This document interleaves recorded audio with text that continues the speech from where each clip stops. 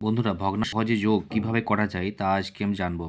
Addition of fraction in easy way, অর্থাৎ যদি ভগ্নাংশের ভাগগুলো এইরকমভাবে থাকে 1/7 + 1/6, তো এইটা আমরা খুব সহজেই কিভাবে লসাগু বা এলসিএম না করে কিভাবে সহজে যোগ করতে পারি। প্রথমে তাহলে 6 × 7 এটা কত হয়, এটা প্রথমে দেখো। 6 × 7 = 42, 42।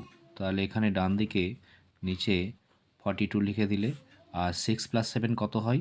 6 + 7 হয় 13। তাহলে হয়ে গেল এটা 13/42, যেগুলো করতে খুব কম সময় লাগে।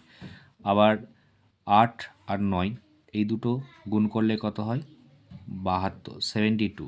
আবার 8 + 9 এই দুটোকে প্লাস করলে কত হয়? প্লাস করলে হয় 17। তাহলে এখানে হয়ে যাবে কত? 72, আর এখানে 70। তাহলে 17/72 হয়ে গেল। বুঝে গেল? এরপরে দেখো এখানে আছে 5, এখানে 4। তাহলে 5-এর সাথে 4 গুণ করলে কত হয়? 20।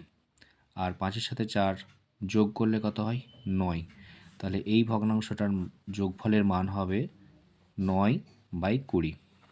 তাহলে এই ভগ্নাংশটা কত হবে তা তোমরা কমেন্ট করে জানাও।